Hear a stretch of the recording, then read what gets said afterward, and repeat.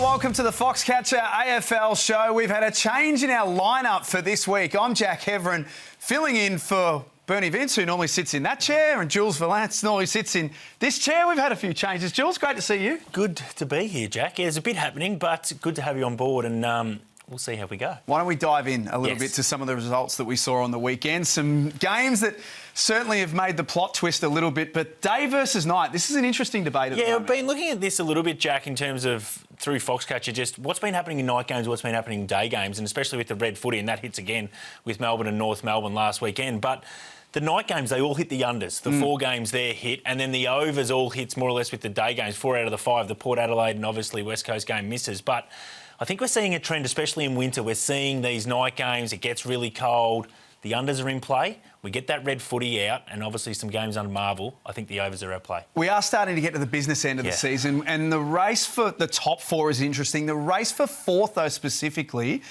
is becoming very interesting. Yeah, so PointsBet have sort of exclusive market, which we love, and who's going to finish 4th? That's going to be the key. So you're probably going to have to play Collingwood in that first week of finals at the MCG. But the market here is really interesting. I've done the maths around the last 6 games of these teams that are sort of in contention to finish top 4. It's really interesting. You've got Geelong as favourite, who sort of sit 4th at the moment.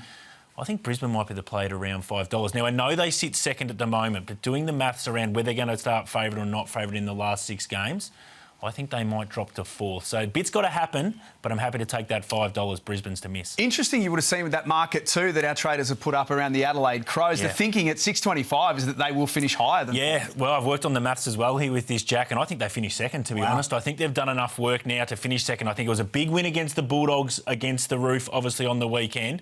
I think they've got enough home games. I know they've got to play the Pies as well, but they're airborne at the moment. They've only used 27 players in the last 5 weeks. We know that's an important metric, especially with us at Foxcatcher.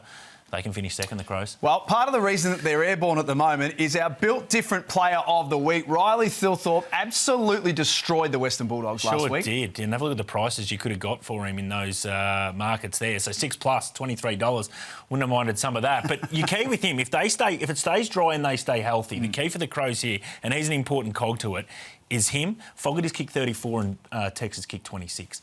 They're hard to contain, especially on a dry day. It's interesting. I think some teams will start to think about how they set up defensively because, as they showed against the Bulldogs, you've got to go tall against them. 100%. And I think the key is if it does become wet in those kind of conditions, they become a bit of a liability. But you can get them on a dry day, and we know September can become dry conditions.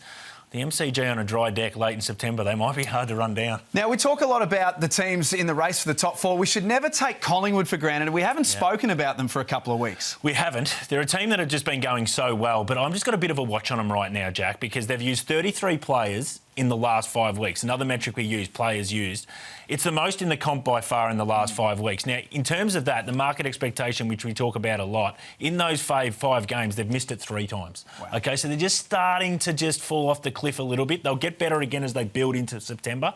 The next 2 or 3 weeks are really interesting for me, and I think this week in particular against Fremantle, who they've got a great record against, could be a really interesting one. They're going to be a watch, Collingwood. For the Bombers, it might be a case of walking down the street and seeing who's available to play for them this weekend because they have been absolutely ravaged by injury. No surprise, Giants short price favourites. Yeah, absolutely. And the key for them is, they've used the most players in the comp by far, the Bombers. And they probably don't have a great list anyway to begin with. But when you are dipping into 42, 43 players, you're in a bit of trouble. So Giants are a bit hit and miss, though, especially at Marvel. So they've been beaten by the Bombers the last 2 times they've been at this venue. They've had a couple of wins maybe against Carlton Blues, who everyone seems to be beating at the moment. But Giants are just so hit and miss throughout this year as well. So I know they had a good win last week, but they're hard to cop as well. 2 high disposal teams as well, so it could be a bit of fun if you're having a little bit of a play. I think you're playing the SGM space. The ball's going to flick around a lot. So with these 2 teams, Bombers number 1. I think the Giants are ranked in the top 4 as well. So if you're playing SGM space, I think in particular Tom Green for me stands out against Essendon, sort of averaging sort of that 30, 31 plus. 25 plus $1.71. I'm happy to play Tom Green in a space where I think there's going to be some value. Check that out on StatMate as well. And follow us on social media. Great work by you, Jules. A fascinating round of footy. Enjoy it. We'll catch you next time.